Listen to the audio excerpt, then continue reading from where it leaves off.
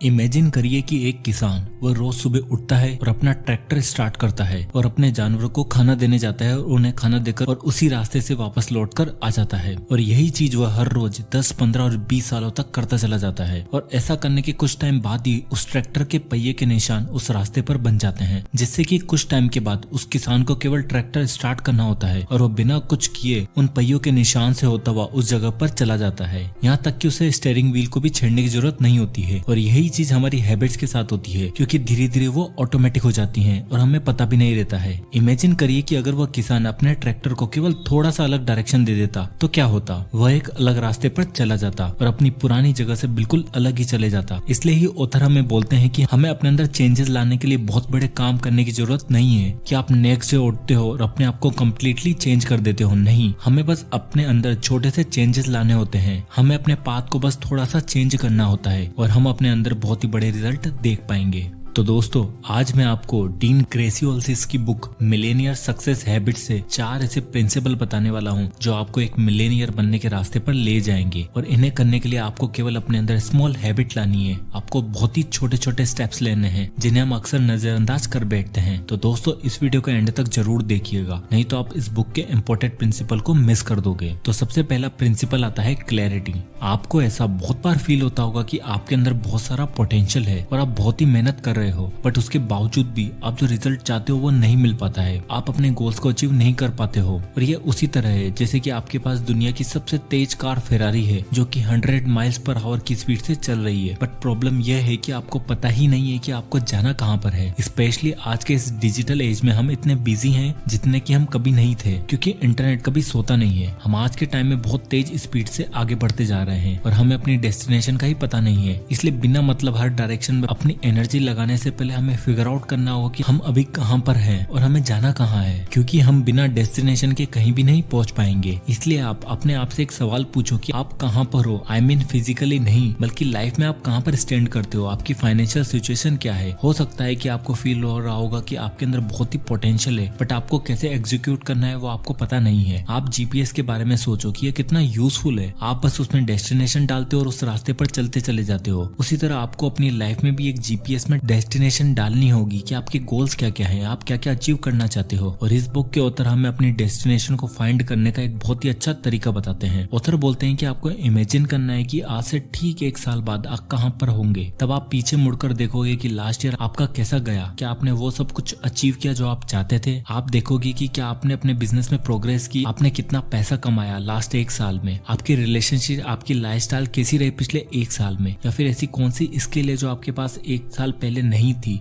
तो ये सब जब आप कंपेयर करोगे तो आप अपने माइंड में एक पिक्चर क्रिएट करोगे कि आप अपनी लाइफ में क्या चाहते हो। आपको एक क्लैरिटी मिलेगी कि आपको किस तरह फ्यूचर में आगे बढ़ना है। अब आता है principle number 2, finding your why. हम सबको पता है कि अगर हमें फिट रहना है तो हमें हेल्थी फूड खाना होगा और एक्सरसाइज करनी होगी, बट फ्रेंकली हम में से कितने लोग इसे फॉलो करते हैं। आपको पता चल गया है कि आपकी डेस्टिनेशन क्या है और आपको जाना कैसे है। यह एक बहुत ही अच्छी चीज है आपको आपकी जर्नी को स्टार्ट करने के लिए। कभी कभी लोगों को पता तो होता है कि उन्हें जाना कहाँ पर है, फिर भी वो स्टार्ट नहीं कर पाते हैं या फिर उस तरह का मोटिवेशन नहीं जुटा पाते हैं कि वो अनस्टॉपेबल हो जाएं। तो फिर हमें ऐसा क्या करना चाहिए कि हम बिना रुके उस जर्नी की तरफ बढ़ते चले जाएं और रास्ते में चाहे कितने खड्डे क्यों ना आ जाएं, उसे पार करने के लिए हम आगे बढ़ते रहें। उसके लिए हमें अपने आप से एक सवाल पूछना होगा कि हम उस रास्ते पर जाना क्यों चाहते हैं। हमें अपना वाई ढूंढना होगा और ये वाई हमारी फेरारी के लिए पेट्रोल का काम करेगा, जिससे कि हम पीछे मुड़कर ही ना देखें। और इसलिए उतर हमें 7 लेवल्स डी फॉर्मूला का यूज करने को बोलते हैं। हमें अपने आप से पूछना होगा कि हमें उस डेस्टिनेशन पर क्यों जाना है, और यह वाई आपको अपने आप से 7 बार पूछना है। अक्सर स्टार्ट के 4 वाइज के आंसर वही होते हैं जो आप पहले से सोच कर रखते हो या फिर आपके दिमाग में पहले से ही फिट होते हैं। जैसे कि पहला वाई ये हो सकता है कि आप अभी इस वीडियो को क्यों देख रहे हो। आपका आंसर ये हो सकता है कि आप 9 to 5 की जॉब करते हो और उसे छोड़कर अमीर बनना चाहते हो, या फिर आप अपनी लाइफ में सक्सेसफुल होना चाहते हो, या फिर आपने जस्ट अभी अपना कॉलेज खत्म किया है और आप अपने लिए कोई करियर ढूंढ रहे हो। ये स्टार्ट के सारे आंसर आपके प्री मेडिटेटेड होते हैं। बट जब आप छठे और 7वें वाइज पर चाहोगे तो तब आप अपने दिमाग से नहीं बल्कि दिल से सोचोगे और एक्चुअल में वही आपके राइट आंसर होंगे जिसके बारे में आपने डीप लेवल पर कभी सोचा भी नहीं होगा। इसलिए ऑथर हमें ये एक्सरसाइज करने को बोलते हैं। जब हम अपनी लाइफ में कोई बड़ा डिसीजन लेने वाले होते हैं या फिर हमें कोई गोल अचीव करना है, जैसे कि आपका गोल हो सकता है कि कोई एग्जाम को क्रैक करना, तो आपको अपने आप से 7 बार ये सवाल पूछना है कि क्यों आप उस एग्जाम को क्लियर करना चाहते हो। तब आपको डिफरेंट आंसर मिलेंगे और तब आप एक्चुअल में जान पाओगे कि आप अपनी लाइफ में चाहते क्या हो। अब आता है थर्ड प्रिंसिपल,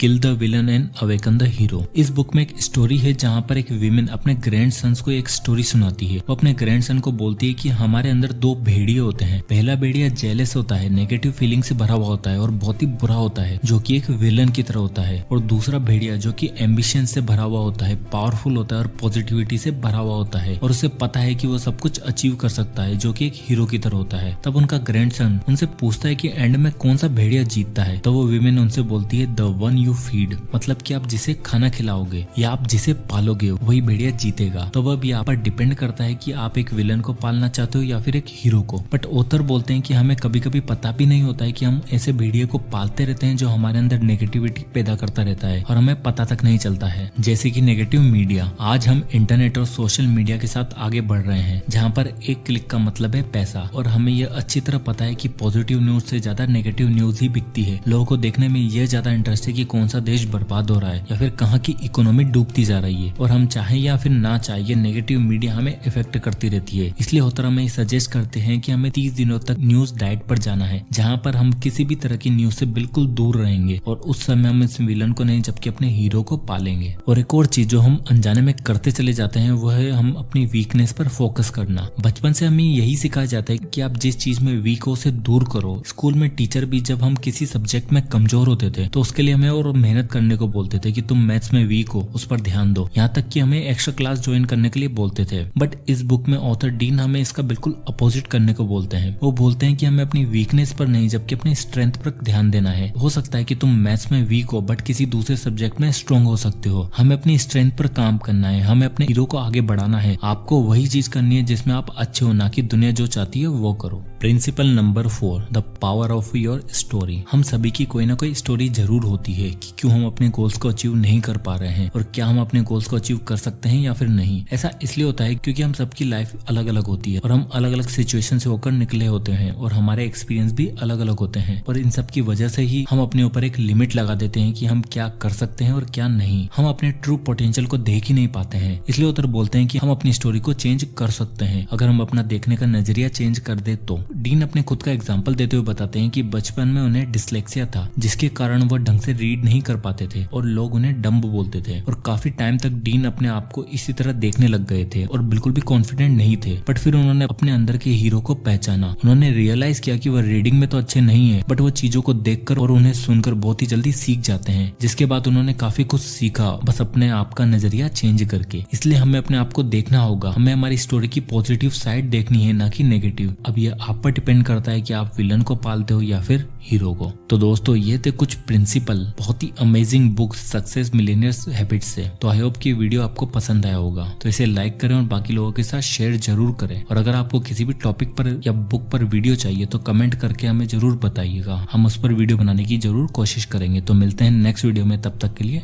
जय हिंद।